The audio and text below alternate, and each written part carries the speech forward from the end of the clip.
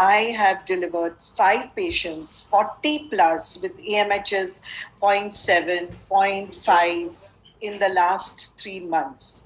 And that is only with patients' perseverance. And that is what I'm going to tell you all what I have done in these patients.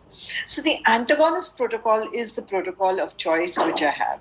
My first protocol is always the high dose protocol. You know, you use HMG or you use recombinant FSH. I prefer the recombinant FSH, and I start with really 450 international units and go on and add antagonists to it. So this is my protocol of choice. If in that protocol I get 1 or 2 eggs only or 3 eggs, then I switch over to mild stimulation protocol, which is clomiphene citrate for the first 5 days and gonadotropins from day 3. Sorry, not mild, but a modified antagonist protocol. But I add clomiphene to the same protocol which I've used before. And the third choice is a mild protocol where I use clomiphene citrate / letrozole for the first 5 days. Then I use gonadotropins for the next 5 days. So these are the protocols that I'm using for all these patients. And recently, I've also started using dual stimulation. So dual stimulation is what? You use gonadotropin antagonist, you use gonadotropins and antagonists, then use a GnRH analog for trigger. And once you give the trigger, after 4 days, I give 2 days of letrozole and then start immediately with gonadotropins. And it really is, I will show you some studies, which are latest studies, which show that you get better eggs. But what happens is the time frame is shortened, and in 1 month, you can get 5 eggs at least from these patients, where you get 2 and 3 or 1 and 3, that kind of a thing. So there's always a little more eggs in the second half of the cycle. And of course, what I do for these patients is embryo pooling. So I collect 1 embryo, 2 embryos, whatever I get, pool them together, and then start putting them back again. And now what we're using is HCG or the dual trigger. We have started using dual trigger where we give HCG plus a GnRH analog as a trigger for this cycle. And this is the protocol that really works very well in ovarian reserve. So dual trigger, this is a July 2020, very recently published in Fertilities, in PLOS One, and it showed that in 384 cycles in the Poseidon group 4 patients, they received dual trigger, 194 received dual trigger, and they retrieved more oocytes, more M2s, fertilized oocytes were more, day 3 embryos were more, and top quality blastocysts was also more, and significantly higher CPR and LBR in the dual trigger group. So definitely in older patients, the dual trigger does help. Another study which I came across when I was, researching for this talk is letrozole for the entire 10 days. So letrozole co-treatment during the entire stimulation course improves ovarian response and okay supplement दिला आणि ना supplement घेऊन घ्या ना तर सांग इथेच गुळी दिनो आणि पळकीच असायला म्हाका दाखव ओके यस डॉक्टर हांव तुमकां येवंक सोदता yes thank you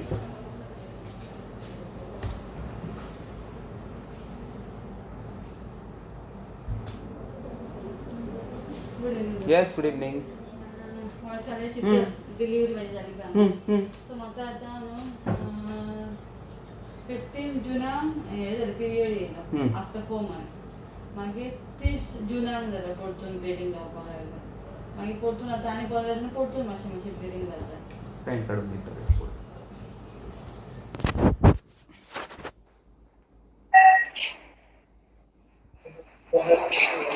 Sorry, I think I got disconnected.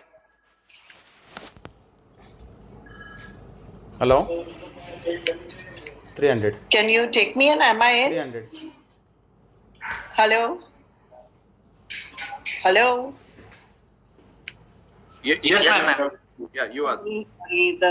I think the Zoom just got disconnected. Okay, so now we come to the part, what are these adjuvants? There are lots of adjuvants used in poor ovarian response. And these adjuvants are I think the commonest one which we use is DHEA and testosterone. And the 1 minute, let me just. Oh,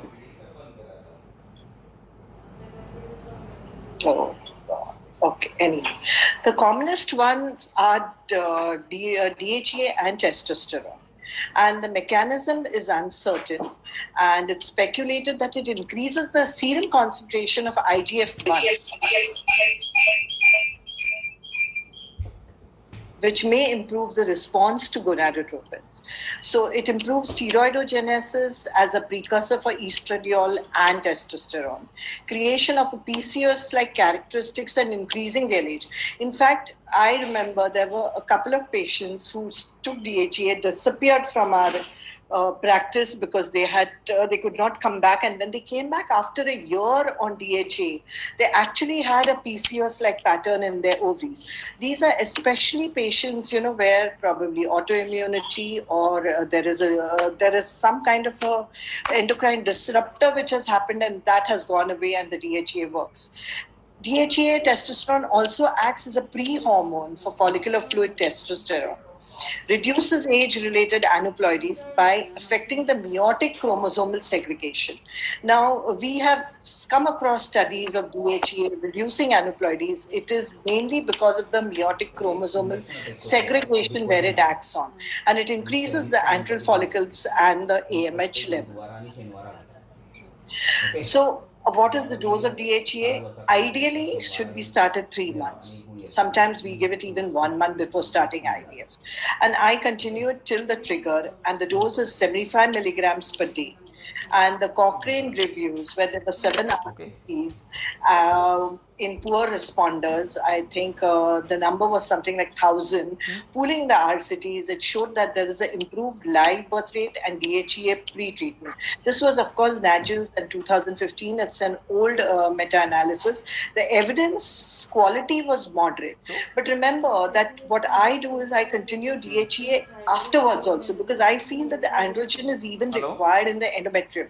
And I just read an article which is in Press Infertility Sterility that DHA in older women improves the endometrium.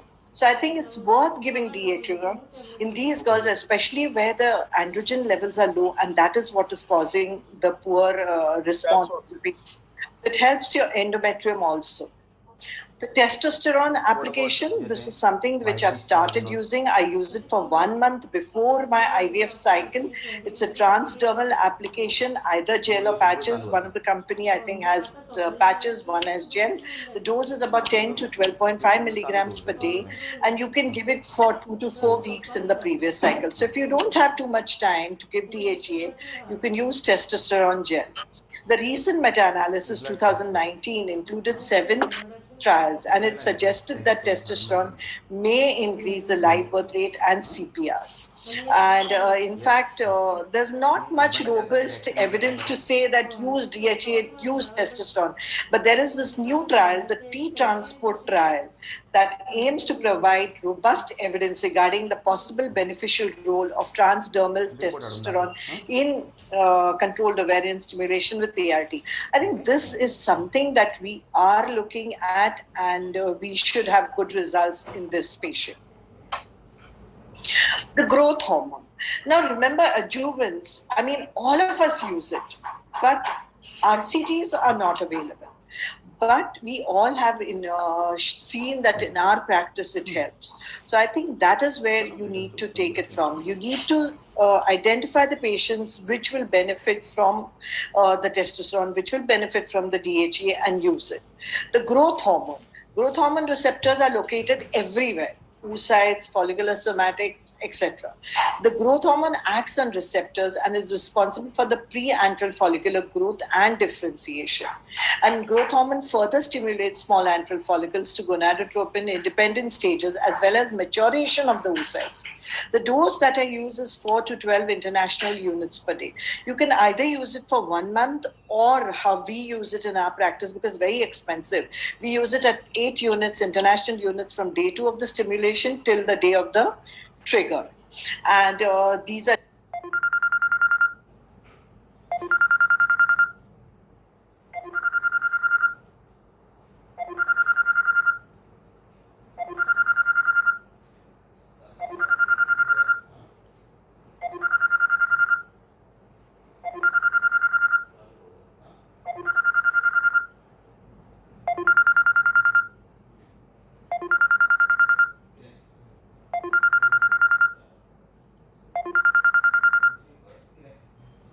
the different studies, the meta-analysis and the systemic review has shown that it causes an improvement, but again, there is no increase in live birth rate.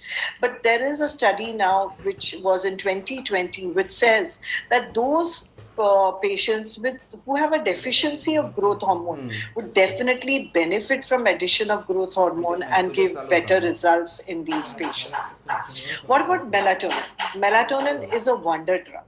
It reduces the oxidative stress everywhere. There's oxidative stress in the peritoneal serum follicular microenvironment because of poor ovarian reserve, and that can result in poor oocyte quality. The mechanism is unclear, but it is said to reduce the oxidative stress, acting like a free radical scavenger. Meta-analysis and systemic review of 10 RCTs, which were recently published in 2020, significantly increases the CPR but not the LPR, increases number of M2 oocytes and good quality embryos. I think every embryo that we get is very important, and that's why I've been using melatonin for the last 10 years of my practice. Arginine is another drug which is being used. This particular Cochrane review, 50 trials including 6,000 women. Nitric oxide is how the L-arginine acts via intra and intercellular modulator in many biological processes, especially the ovarian physiology. Low quality evidence showing improvement for subfertility. Insufficient evidence to draw any conclusions, but in a few studies it has shown positive, in a few studies no. So arginine is something that all of us use because we know oxidative stress. Definitely it helps if you give an antioxidant. Estrogen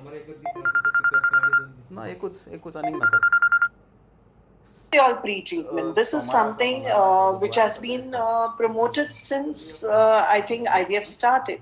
That what estrogen does is it kind of gets the cohort together. So when there's irregular growth of the follicles, this coordinates the follicular growth. Advantages are milder FSH suppression, lesser reduction in ovarian antral follicles as compared to OC pills, and can be used where OCs are contraindicated, does not affect spontaneous fertility potential also. If the patient is wanting to try, she can do that. And 4 milligrams per day from day 20 to first day of the menstrual cycle is the dose. Now we come next to the experimental part, the exciting part, which is giving results, and this is something that we need to look at: ovarian rejuvenation techniques. So let's look at the PRP, platelet-rich plasma.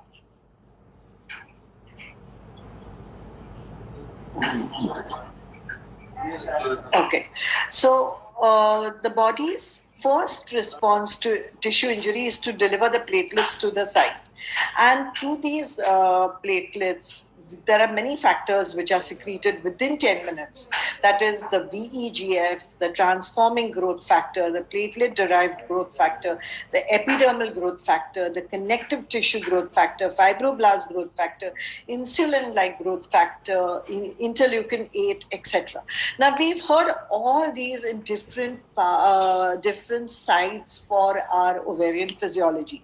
And we know that these are necessary for follicular growth, for implantation, etc.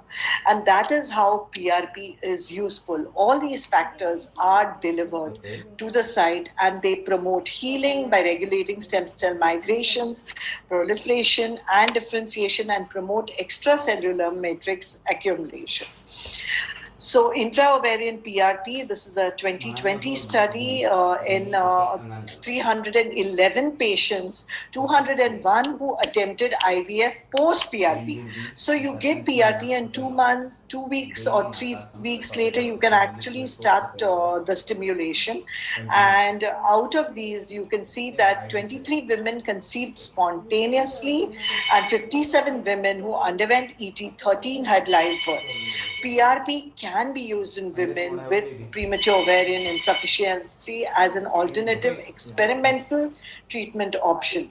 Remember, you have to explain to the patient that it's experimental. We have started injecting PRP transvaginally. You know, during the pickup, what we do is we prepare it and we inject it during the pickup when we know that she's a poor responder. And young patients with low AMH, and currently one patient is pregnant, and we have, presented this paper in the last year of ESAR conference. Stem cells. I think stem cells is a wonderful innovation that has come, and there's a beautiful paper from Pelser's unit, that is Herais. She's done work in the previous paper. I can't see the thing, but I think that's 18, and this is the paper which is 2020. It is amazing that the second paper, human bone marrow derived stem cells, these were taken from a patient and they were infused into mice. There were two types of mice. One were immunodeficient mice who were given, who had poor ovarian reserve, and the other group was the mice where the ovarian cortex of the patients was transplanted into that mice. And in both the mice, they were given injection of PRP. And what they found was follicles actually increased and growing. So bone marrow stem cells actually grow there, and they induce growth of the ovary. And this is something that is really being used now, and there are lots of trials happening, and we've also done a couple of patients where we've injected the bone marrow stem cells.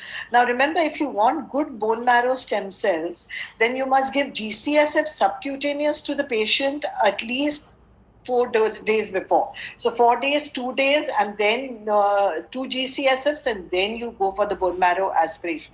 It really increases the amount of bone marrow stem cells, the GCSF, and you get better stem cells. The other technology is ovarian in vitro activation. That is a PTEN inhibitor and a PIK3 enhancer. I was just talking to my daughter-in-law who's a cancer patient, and she says, yeah, we use PIK3 inhibitors. So PIK3 enhancer is for proliferation, for producing more oocytes. That is how ovarian in vitro activation is done. So what you do, you take a biopsy and you incubate it with PTEN and PTEN inhibitor and PIK3 enhancer. So it stimulates the signaling and the activation of the dormant follicles. And then these ovaries are regrafted and allowed retrieval of mature oocytes. So this is another technique which is being used, that is ovarian in vitro activation. Mitochondrial rejuvenation, or the augment technique, is also, which is known, but it is $25,000. But I'll tell you how it's done. So you take a small biopsy of the ovary, either laparoscopically, and then you freeze it and you send it to America. In America, what they do is they create mitochondria from these oocytes, and these mitochondria are then frozen and they send it back to you. So when you're doing ICSI, as you can see in the picture, you inject the sperm with extra mitochondria. You know, this is known as mitochondrial rejuvenation, because older eggs have older mitochondria, lesser mitochondria. So you want more mitochondria so that the oocyte is activated, it's rejuvenated, and it performs better. So this is known as the augment technique. You need to take the woman's egg so that there is no HLA typing needed and all that. Then spindle transfer is another way of mitochondrial rejuvenation. So what Nuna this is Johnny Zhang actually, but Nuna Costa and Johnny Zhang together, what they did was, you can see that this is a donor oocyte. So you just take a fertilized spindle and pick it up and put it into an egg where the nucleus is removed. So the egg, the cytoplasm with the young mitochondria is there, and you insert the nucleus of the older patient. So the genetic material is the same, but of course the cytoplasmic genetics is of the donor egg. So this is a treatment which was carried out and a baby was born, a baby with 3 mothers, they said. The genetic material is of the donor, the genetic mother and the genetic father. Minotas. This is Nuno Costa, where what he does is, the pronuclear are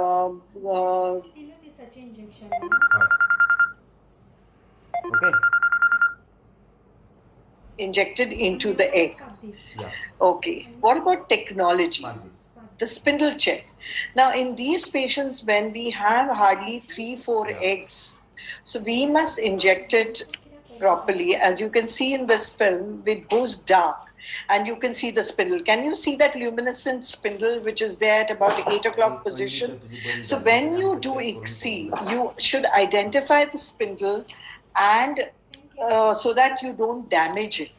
And that is what is important. So once you've identified it, you fix the egg, and then you can again go back to your normal light and perform the injection. So now you know that you're away from the spindle and you cannot damage the egg by damaging the spindle. So this is how technology is used, especially in my cancer patients. Those who have very less eggs, I use this technology. And this was a beautiful paper in January 2020 that poloscope can actually be used as an additional tool.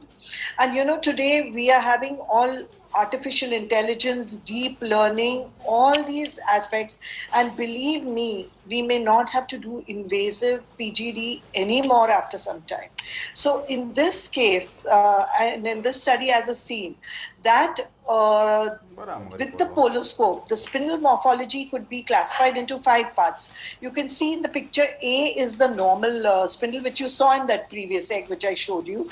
B is dysmorphic. It's not homogeneous at all. C is translucent. D is telophase and E is absolutely not visible. And the study showed that A and B are the euploid. Generally, they are euploid. So I think a combination of embryoscope, the time-lapse photography, combination of poloscope, etc., will be able to help us weed out the euploid, weed out the abnormal embryos and keep the normal embryos.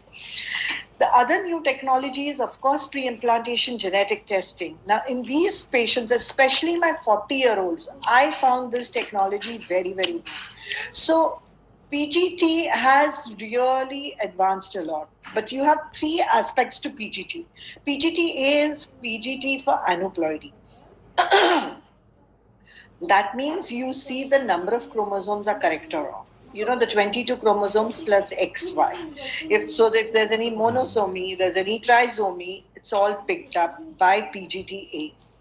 PGT-M monogenic are, familial disorders. You know about it before, like hemophilia, sickle cell, or even BRCA1, BRCA2, Lynch disease. All these are known beforehand.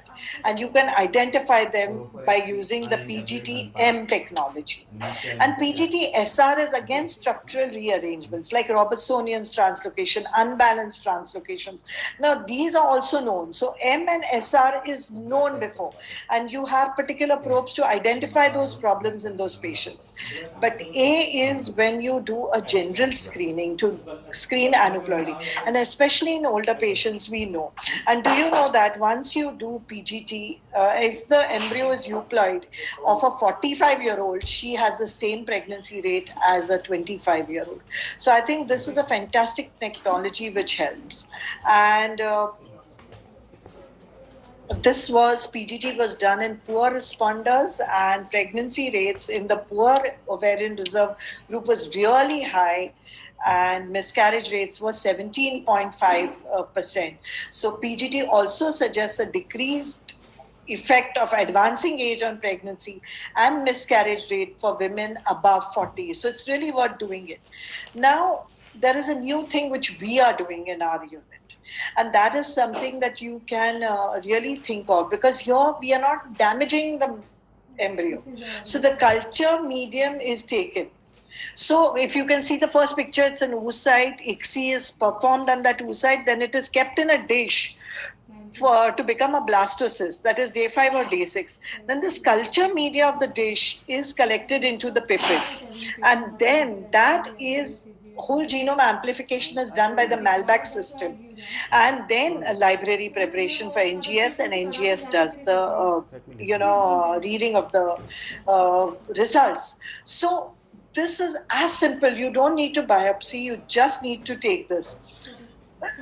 So it's non-invasive, it's easy to perform, no sample loss, high sensitivity, it's flexible, and even artificial intelligence can be employed in this. Now, this is something that I would like to read. NICS depends on the DNA that is released by the entire embryo. That means, Maharaj, pani dena please. So, entire embryo, that is trophectoderm and the inner bars. When you do a biopsy, you're only biopsying the trophectoderm. And this DNA is released into the surrounding culture media. NICS increases the chance of getting sufficient amount of DNA to amplify to get conclusive results. While PGS depends on the DNA that is extracted from 4 to 5 trophectoderm cells only, which are biopsied. And if the biopsy is not done properly, it may result in killing biopsied material and causing degradation of the DNA and hampering the quality of results and reaching an inconclusive data. So NICS definitely has its advantages. In fact, we've done some preliminary work. We've done 90 embryos, and these 90 embryos, first NICS was done, and then we also biopsied them because we want to validate our system, and 80% concordance was obtained. So we had, out of that, we had patients, of those 90 embryos, the patients were for more than 2 failures, up to 7 failures. And pregnancies were achieved in 15 patients, and miscarriage rate in 2 out of 15. I know the miscarriage rate, but I feel that as we go more, have more cases, the miscarriage rate will probably drop, or even we will realize that the miscarriage may not be due to chromosomal abnormalities, but may be due to maternal factor. So this is something that you have to remember when you're using technology. Then bioconstruction. My son was asking, Mom, why are you putting bioconstruction in this? I think it's very important for women who want to have their own child with their own egg. Artificial ovary by Susan Paws at Denmark in Esri 2018 it was done. An artificial biobag, human stem cell implantation. This kind of bioconstruction we know has happened. But artificial ovary is something that Octay has published in 2016. I heard Susan Paws in 2019 in New York at a conference. But Octay has published 2 pregnancies in cancer patients where the chance of metastasis was very high. So what they do, alloderm is actually used in cosmetic surgery. It exists. It's a decellularized human extracellular tissue matrix. And so what Octay did was he took this alloderm or ECTM, and he took the ovaries from the cancer patients, where the ovarian metastasis is very high, and he decellularized completely so that there were single primordial follicles which were just floating. Those primordial follicles were taken and put on this matrix, alloderm, and ovary was grown and follicles were prepared, and this was put into I think he keeps it outside for 2 weeks, and then he puts it into the body. Puts it into the body, and patients had IVF stimulation, and they conceived and delivered 2 babies. So it's a fantastic technology for cancer patients who have high metastasis but who want to have their own genetic child. I think today's talk was all about going all the way out so that you don't have to go for egg donation. And I think that is amazing, and that is what we are looking at to help people get their own baby. So I would like to end my talk by saying that adjuvants play an important role in improving results. So DHEA, testosterone, arginine, melatonin, even CoQ, I have forgotten to add to it, but CoQ is also something which I'm using in these patients. Then dual trigger is something that I've started giving now for poor responders. IVF or ICSI results are the same. So whether you do IVF or ICSI doesn't matter. I do ICSI. Offer all the available options to the patient. Future looks promising where the need of oocyte donor may be eliminated completely. So I think there is a lot of research going on to prepare gametes in the lab. And they have been prepared in the mouse, and I think soon we may have that too. So thank you very much, and I think Sunil, thank you. I think it was great that we, really put our heads together, and these patients who keep coming to me and telling me that we want to have our own child, please let us. We don't want any, egg donation. I think that's wonderful and that's fantastic. So thank you very much, and I hope it wasn't too long. It was. Thank it you, was, Nandita ma'am. Sorry. Yeah, thank you very much. It was just perfect. Number one, and number two, they actually deserve it too, because when they come to us. Yes. So It's so thank much you. pleasure to give them a child which is their own genetics. I know. So thanks, Nandita ma'am, for giving us very insightful and lecture with practical points for the ovarian stimulation as well as the recent updates and what will be the next level of IVF in future. And we feel that all our viewers must have been benefited with your talk. With this, I welcome Dr. Sunil Jindal sir. He is Scientific Director, Madhu Jindal Memorial Trust, Baby Center, Meerut. He is Vice Chairperson, Delhi ISA, Delhi IAGE. He has to his credit many publications and presentations. He has written more than 8 book chapters, over 200 national and international presentations, and more than 75 awards. His special interest is andrology, gynecological laparoscopic surgery, and ART. I welcome you, sir, to deliver the talk on how to get baby in azoospermic man. Thank you very much. Thank you very much, Dr. Sonal, and thank you very much, everybody. And thank you very much, the audience. Because if you ask me how it started, of course, with a discussion. But I remember about 14 years back, there was this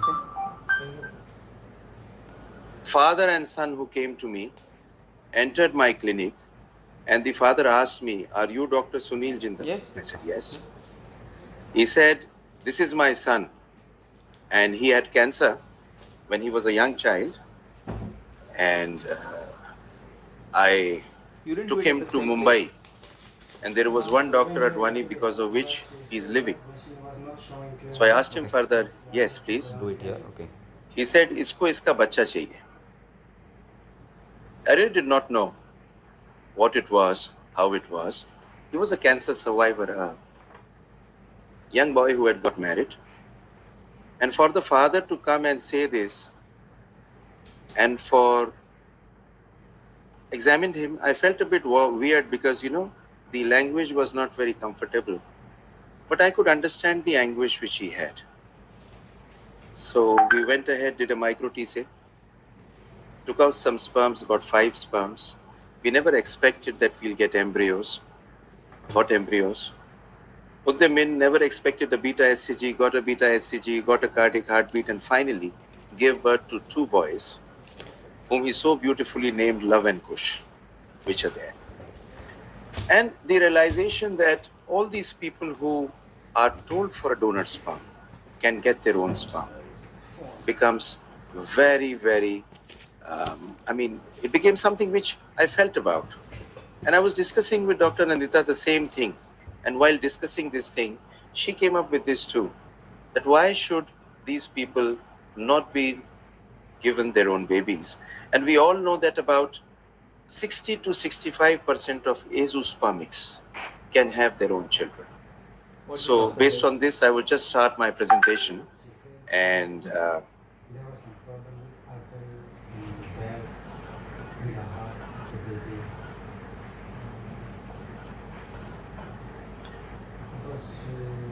So if we go on to the presentation, there are just a few key concepts which I want to talk to you about.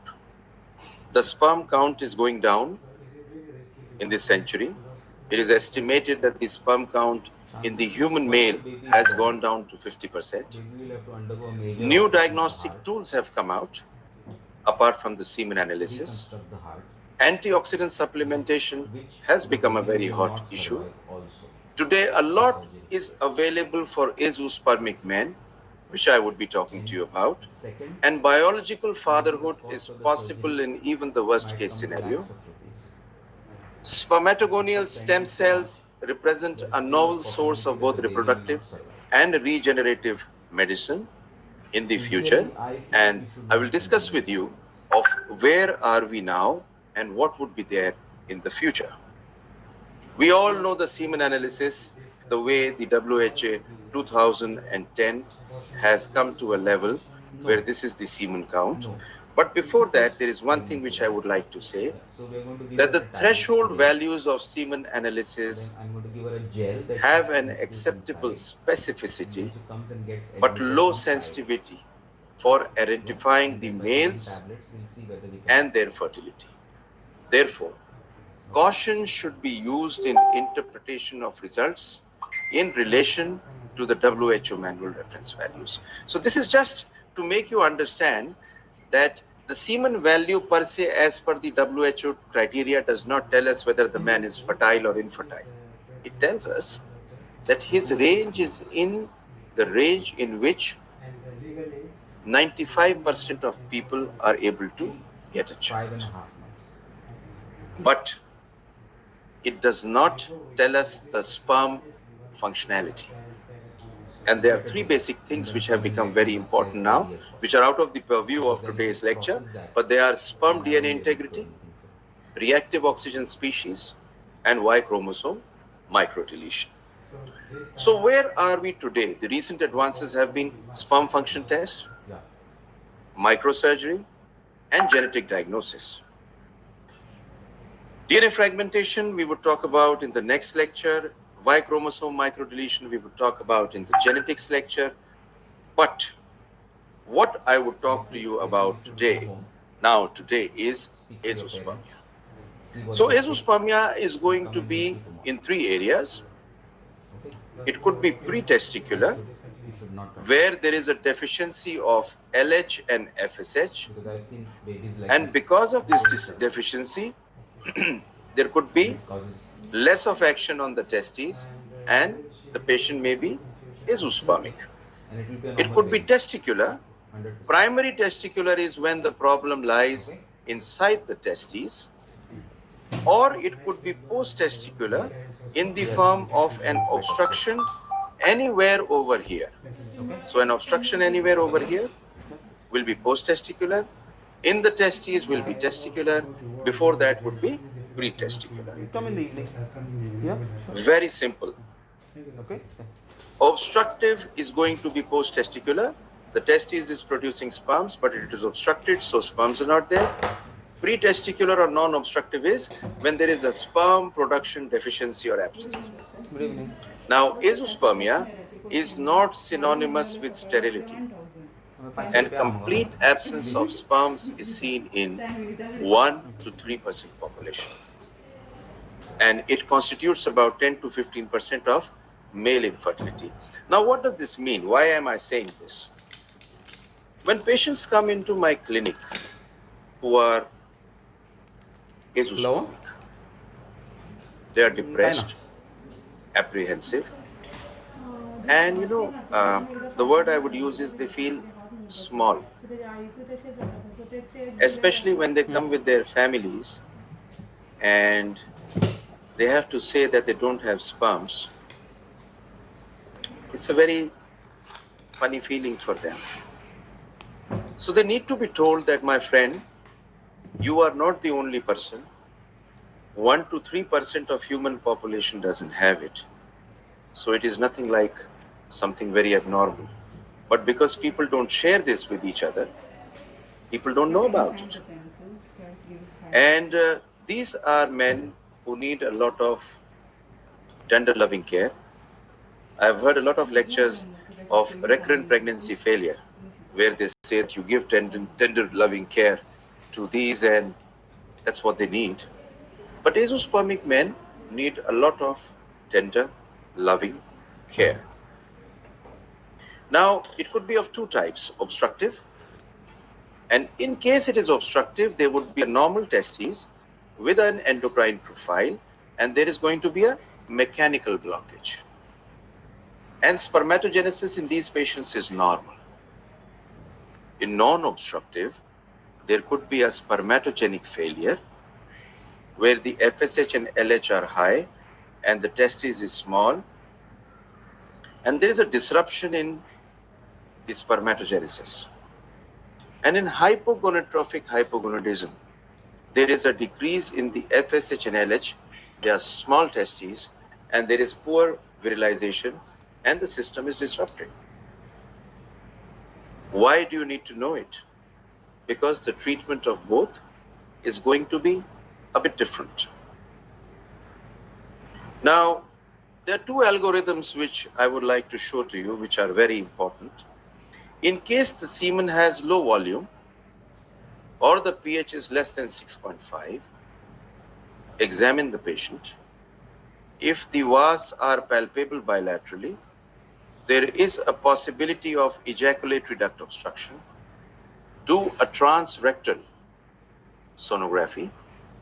And in case there is an obstruction, you could do a Tourette procedure to open up the blockage. But in case the vas is bilaterally not palpable, it could be cystic fibrosis, then surgical sperm harvesting is the only answer. Now let's move on to another category where the volume is fine and the pH is more than 7. You do a hormonal profile, you examine the patient. If the testicular size is normal or could be a bit subnormal, and the FSH is normal, this is suggestive of obstructive azoospermia. And in patients like this, with a full and firm epididymis bilaterally, you could either try reconstructive surgery or go ahead for surgical harvesting. And surgical harvesting and ICSI gives fantastic results.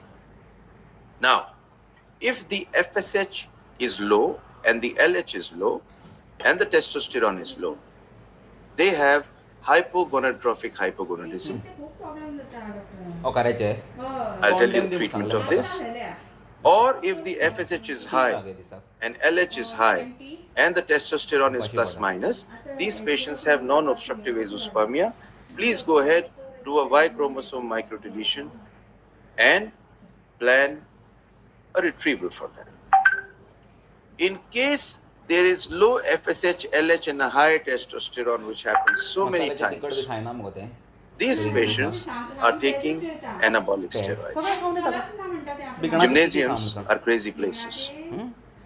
They give big bodies and small testicles. And most of these men with large bodies who have taken hormones, because most of them do, it's a part of bodybuilding as the way people do it in gyms. They are impotent, and not only impotent, these men also have low sperm count and in fact at times are azoospermic. Now, hypogonadotrophic hypogonadism, let me talk about this. In hypogonadotrophic hypogonadism, there is a low LH, low FSH, and in these patients you are going to give them HMG and SCG. HMG is equivalent to FSH and SCG is equivalent to LH. So I'll just talk about the very interesting case I got. This lady came into my clinic. I had known her for a long time, a very rich lady. She said, where can I buy the most expensive sperm from? So I asked her why. She said, well, it's somebody whom I know, and he doesn't have a sperm, and I want the most expensive sperm of the world. So I saw the reports and examined and saw that the testes were low in volume, about 4 to 6 ml. FSH was low, LH was low, testosterone was only 72. So started him, so I told her that, well, I don't know whether it's going to be the most expensive sperm, infection झालं. but the best sperm for you is going to be his sperm. So this was about, I think, it's been about 11 years now.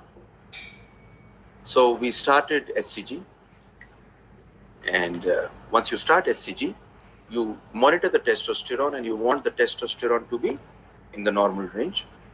And once the testosterone is in the normal range, you start HMG for them. And we started HMG in the 14th week, and bingo, we got sperms in about 4 months. But we got very few sperms, and we planned to go ahead for an ICSI. We did the first cycle, and she didn't get pregnant. We transferred in the second cycle, and the second cycle she had triplets. So we had to reduce. And finally, she had quadruplets, that's correct. I remember. And we transferred 4 because at that time we were not very sure whether she'll get pregnant or not. And we reduced, and finally she had these 2 healthy twins. And after that, we have had such a large series of patients with hypogonadotrophic hypogonadism. And they are good. At times their sperms are so good that they could naturally conceive. So it's, and you know, more than that, these men who have no hair, they suddenly start developing the male form. And it becomes tremendous for them to feel like men. In fact, once they've had their babies, you could put them onto testosterone for a long time. But a lot of them choose to still go on with HCG because they feel that the testosterone is being made normally in their testes. They feel so comfortable. So now you have a lot of techniques of sperm retrieval, which I'm going to talk to you about. And sperm retrieval could be PISA, percutaneous epididymal, microsurgical epididymal, which is MISA. It could be a TISA or a TEFNA. It could be a TISA where you operate and take out the sperms from the testes, or it could be a microsurgical excision from the testes. So now I very simply, from my own experience and the videos which I have, would like to explain to you what it is exactly. Now, if a patient has sperms in the epididymis, you can take out these sperms from the epididymis and use them and freeze them to give them babies. And that's the way it appears to be. So the technique normally is that you could use an insulin syringe, 24 gauge needle with an 1 ml syringe. Yeah, Aicha. You take some media into the syringe. You need to understand 3 things for this. You need to hold the epididymis fine, and you need to go into the most prominent area, or the most, I would say, turgid area of the epididymis. Hello? Once you have done this, 500.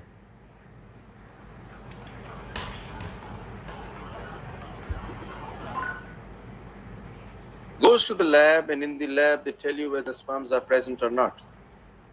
This would be a PISA. Now, this was a patient who had a lot of azoospermic. In a PISA, sperms were not found somewhere. Patient came to us, we opened, and if you realize over here in the epididymis, you have all this inspissated, thick, turgid epididymal tubules. So I took a video of this because I was very lucky to get a video like this, which I wanted to show you.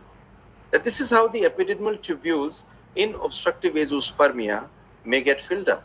And in this patient, if you opened up under a microscope one of the tubules and you sucked out the material, you would get loads and loads of sperms, out of which you would get a good percentage, or it may be a reasonable percentage, which you could use and freeze.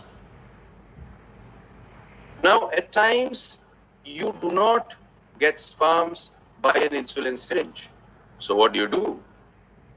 In this condition, what you normally would use is a butterfly, and you would normally use a 21 gauge butterfly with a 5 or 10 ml syringe. You would give suction, clamp the tube, remove it, and take out the material which you have. Now, this material would be there where you are going to see if sperms are present or not. Now, at times what happens, now this is for obstructive azoospermia, but at times what happens that you may want to do in obstructive azoospermia, the hormonal level is fine, the testicular size is fine, you have not got any sperms by PISA, and you would like to use a needle to take out the sperms from the testicle. So for this, what you normally would do is take in a butterfly of about 16 gauge, take a 20 ml syringe, put the needle inside, try to mince it inside with the needle and pull out whatever material you can. Now, see, we have two things for us to understand. PISA is not the best procedure in non-obstructive azoospermia. But TISA can be used in case you have an idea that there are sperms in the testes in obstructive azoospermia and you have got nothing with a PISA. Well, I wanted to show you some interesting data because this is important. In case it talks about the sperm retrieval. Sperm retrieval in obstructive azoospermia is in tune of between 95 to 100%. And most of these men are young, with young wives who at times do not have any comorbidity. Therefore, the results of ICSI in these men is fantastic. Obstructive azoospermia, men deserve their own babies. This is a very beautiful study by Esteves. And Sandro did this amazing study in which he compared an ejaculated sperm to an epididymal sperm.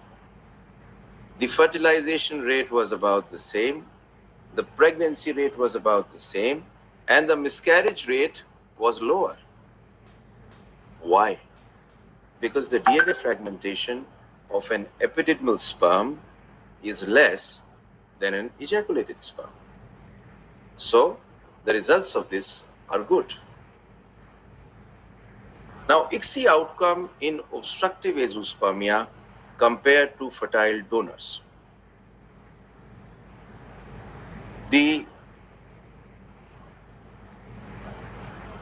comparison is such that, in fact, even if the best donor is taken compared to obstructive azoospermia, the results of 2N2PN fertilization, high quality embryos, clinical pregnancy, and live birth is about the same. Now I'll talk about non-obstructive azoospermia. Non-obstructive azoospermia is like this apple tree. There is little bit of spermatogenesis at different areas. So it's a tree, it's a testes in which at a few areas you have areas where you have spermatogenesis. But it is not everywhere. So you have to go to those areas to get the sperms. Now, it could be by either doing a window extraction of the spermatozoa, where you would do make a small window, take this out. This normally